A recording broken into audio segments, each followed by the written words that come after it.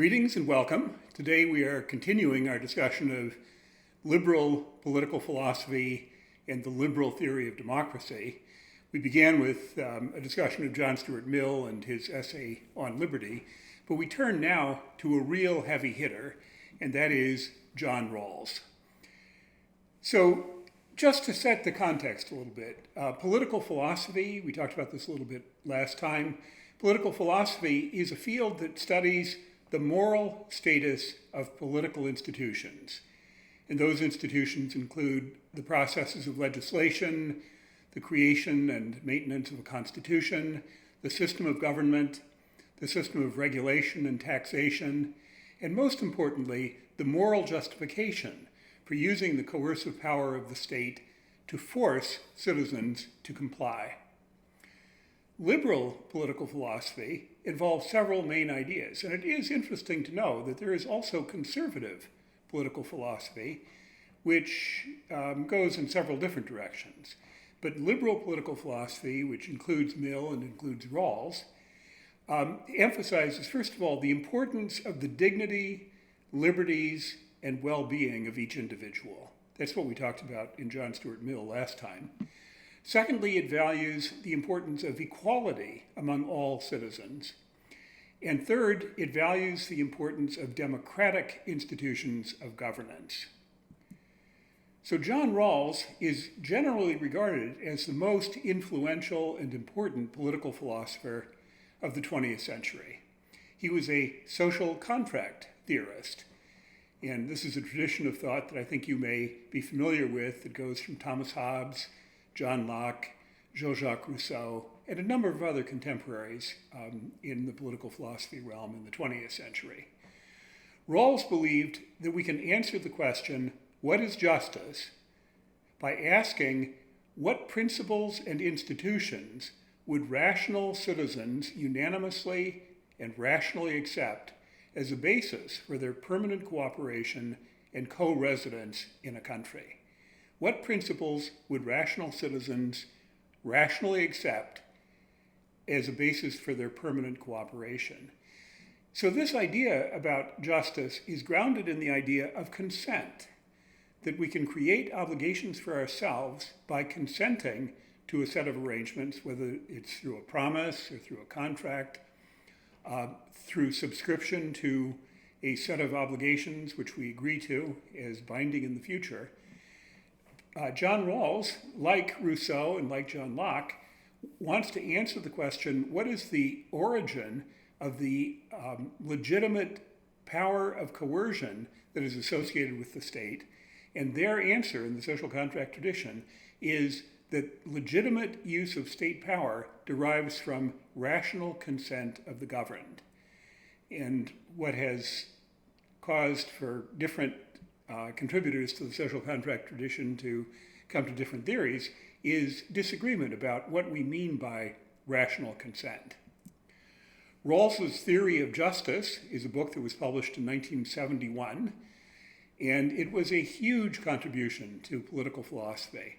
It was also 600 pages long, but that's not what I mean by huge. And the book is very complex. It considers just dozens or hundreds of aspects of the problem of a just society.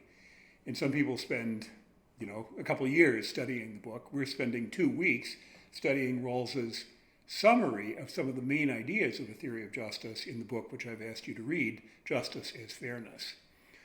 Rawls in this book offered a method for philosophical argument, and he also put forward a specific set of principles of justice, which he believed were supported by that method of argument.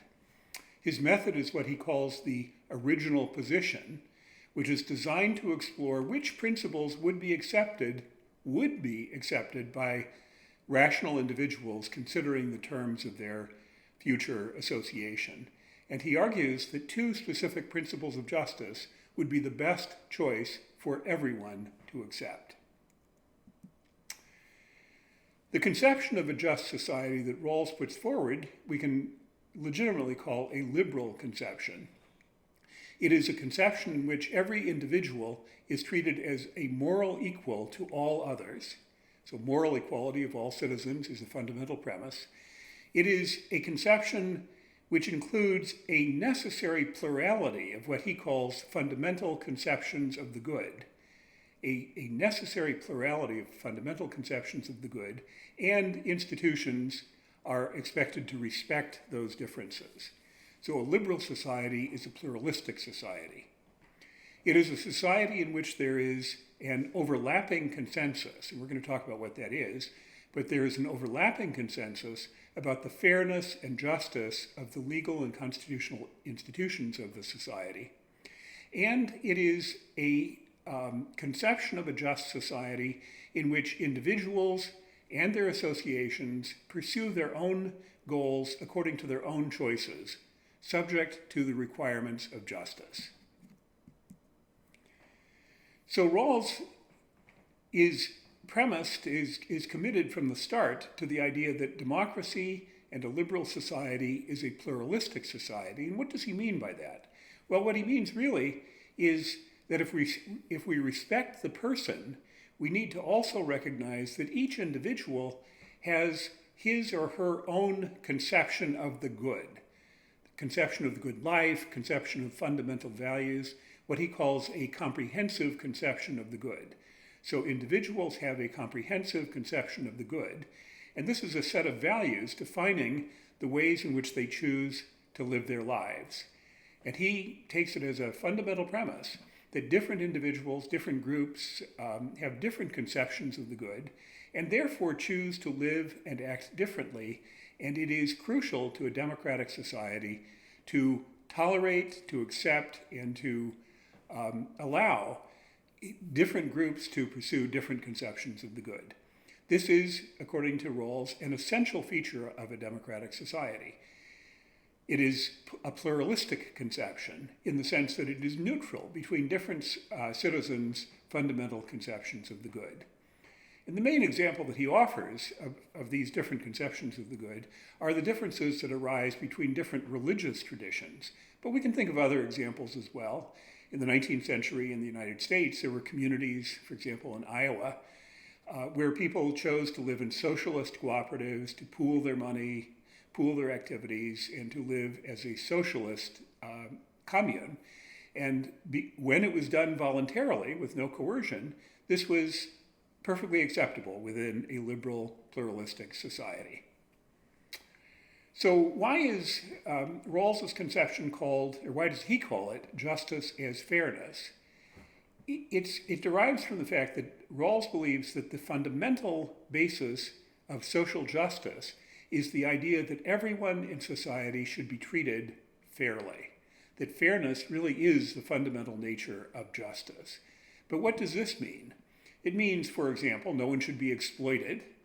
It is in its nature unfair that one person should exploit another person. No one should be denied opportunities without justification. It is unfair if women, for example, are not permitted to apply for certain kinds of positions. It is unfair that anyone should be forced to accept political institutions which he or she fundamentally and rationally rejects. So how can we give a kind of specific interpretation of fairness in this context? Well, one way of understanding it is in terms of consent. We can assume, or at least Rawls believes, and Locke and Rousseau believe, that if an individual rationally and knowledgeably consents to an arrangement, then we can take it for granted that he or she regards the arrangement as treating him or her fairly. No one can be said to be treated unfairly by arrangements that he or she would have accepted voluntarily. There's an idea about moral reasoning which Rawls makes use of, and it's a really interesting idea, so I'd like to share it with you. Some philosophers have thought that we can treat philosophy and treat ethics as a kind of application that's similar to mathematics. We begin with axioms or principles we're certain of, and then we derive through long chains of deduction, we derive certain conclusions.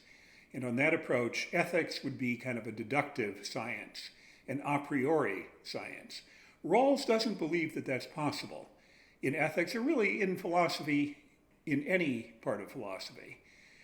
Instead, what he believes is that argument and justification of ethical views always involves a kind of back and forth between one set of ideas which we are antecedently confident of and another set of principles which we think ought to correspond to those ideas. So he recognizes that in the ethical realm, all human beings have a good number of judgments about the world, that slavery is wrong, that military conscription is right, that enforcing contracts is just. And these convictions about particular circumstances, Rawls refers to as considered judgments. But human beings also have a set of generalizations and principles which they believe ought to guide their moral lives, like, for example, treat everyone as an equal. Now, the interesting thing is that sometimes these two sets of facts are inconsistent.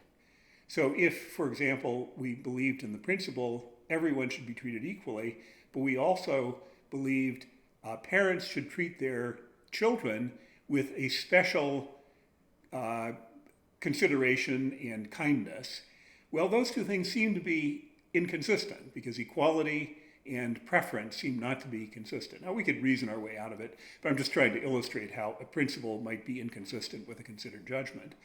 And given the importance of being consistent, that is really a basic requirement of rationality, we need to either adjust our principles if we are fully confident in our considered judgments, or we need to adjust some of our considered judgments. And so what Rawls describes is a process of adjustment of judgments we make about the world and the principles that we espouse until the principles and the judgments are in equilibrium. And this is what he refers to as reflective equilibrium. So now let's turn to the idea of the original position.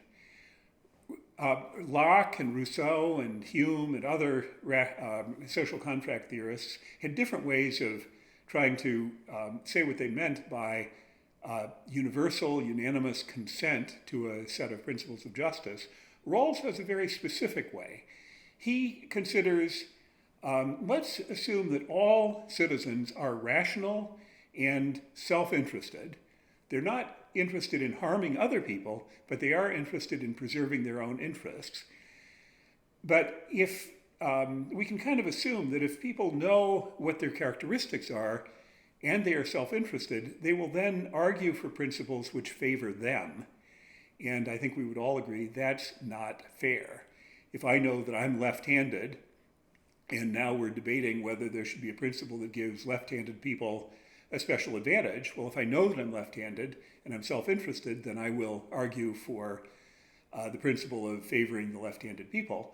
Rawls tries to block that unfair use of knowledge of particulars by hypothesizing that the individuals in the original position know many general facts about human life and human existence within social arrangements.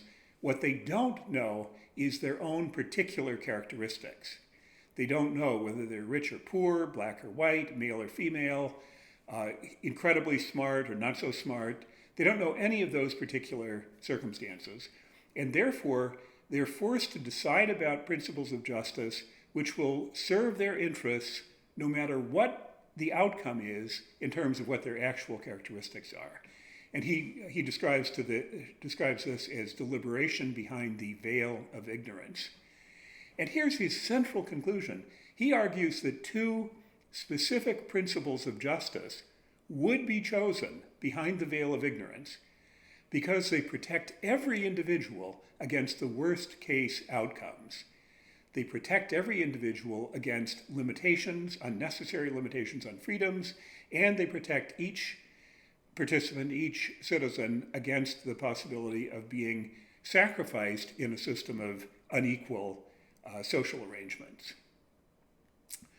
There's an idea which Rawls makes use of in his arguments about the original position. It's the idea of the basic structure of society. Rawls isn't trying to consider every aspect of society at the same time, but what he does want to have the individuals in the veil of ignorance or in the original position to deliberate about is the basic structure of society. And what does he mean by that? It is the ensemble of fundamental institutions and arrangements through which social, economic, and political life are managed. And so if a society embodies a laissez-faire market economy, then its basic structure includes simply the system of laws which regulate property, labor, and contracts. If a society is a social democracy, which includes capitalist economy and extensive social welfare system, then the basic structure includes the economic arrangements of the market and the entitlements and rights which are associated with the social welfare system. And so we might ask the question, does a given version of a basic structure ensure equality of opportunity? So we're offered a sample, then we can ask the question, does this system offer a guarantee of equality of opportunity? And if we are rational individuals in the original position, we will reject that basic structure because it does not ensure equality of opportunity for the simplest of reasons. We don't want to be trapped in economic or social relationships in which some people are able to get the good positions because of privilege and other people are not, including us. And in fact, Rawls says that in the original position, it is rational for individuals to deliberate about freedoms in one way. What kind of principles would we want to regulate our freedoms? And then secondly, to deliberate about economic structure, economic and social structure, using a different model. And the different model is to imagine that the economic and social system may or may not involve a set of inequalities. And if we are looking to protect our own outcomes in the eventual society, then we're not interested in the average individual, how the average individual does. We're actually interested in protecting ourselves against the possibility that we might be the least well-off individual. And so what Rawls argues is that when it comes to social and economic arrangements, we won't look to average happiness or average wealth. We will look instead to what is the condition of the least well-off. Now that leads us, we now have kind of the basis for arguing for the two principles of justice. And here's what they are. I haven't mentioned them. The first, and literally the first, it comes first and it is prior to the second principle. This is the liberty principle. The first principle, the liberty principle, guarantees the rights of each person to have the most extensive basic liberties compatible with equal liberties of all the others. So the liberty principle guarantees maximum liberties consistent with equal liberties for all. The difference principle is the economic principle. The difference principle states that social and economic positions are to constitute the least system of inequalities such that they are A, to everyone's advantage, and B, are open to all, or in other words, that equality of opportunity is guaranteed. And Rawls believes the liberty principle comes first because rational individuals will be more concerned about protecting their freedoms than they will be at the idea of making a bargain in which they give up some freedoms in order to get some economic advantages. Freedom is more important and liberty is more important than economic advantage. Here's another important concept which is involved in your reading, but it's also important for the work that we're doing in this course. Rawls distinguishes between two ideas about a conception of the good. And this may be confusing to you, and so I wanted to highlight it today. But there is the idea of a comprehensive conception of the good, which might be one's religion and one's beliefs about a good economy and a good society. That would be, so I might be a socialist Catholic in Italy, and my full and comprehensive conception of the good involves my religious beliefs and also my economic beliefs about socialism. That is a comprehensive conception of the good. A political conception of the good, and by the way, we've already stipulated that a liberal society involves a plurality of comprehensive conceptions of the good. Different people in society have different conceptions. A political conception of the good is a conception which can be thought to be in common among the many different comprehensive conceptions of the good. It is more abstract. It is not a full system of values, but is instead an abstract sketch of values and principles that individuals in different comprehensive conceptions can share and can abide by. And so the idea that every citizen is subject to the law, no one is above the law, this principle might well correspond to one element of a political conception of the good. Another idea that Rawls puts forward that I think is relevant to our work later in the semester is the idea of a fair system of cooperation.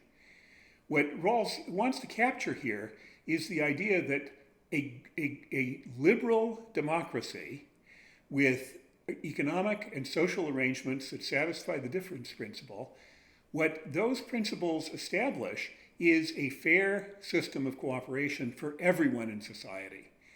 No one should or can feel exploited or treated unfairly because the set of principles of justice which regulate that system are acceptable to them under suitable conditions of decision making. So a fair system of cooperation is one in which the basic arrangements and institutions of society are fair and permit everyone to live and work on an equal basis. Now, this is a really important point because it addresses the question of social stability and social legitimacy. No one is exploited. No one is forced to limit his or her freedoms more than other people. And the requirement of equality of opportunity is a kind of a concrete guarantee of fair treatment. Put it the other way around, though, if there is discrimination in society, women, rural people, people of color are prevented from having certain kinds of jobs, then the society is not a fair system of cooperation. And we might quote a slogan from social movements of various kinds, including Black Lives Matter, no justice, no peace. We might imagine that if a system, economic, social system, is not fair, then it breeds discontent, breeds dissatisfaction, and breeds the kind of mobilization of groups who will be interested in changing the system. A related idea is Rawls's idea of a well-ordered society, And this is, again, an important idea. It's an important idea for us in our main task for this course. It is the idea of society as a society effectively regulated by a public conception of justice.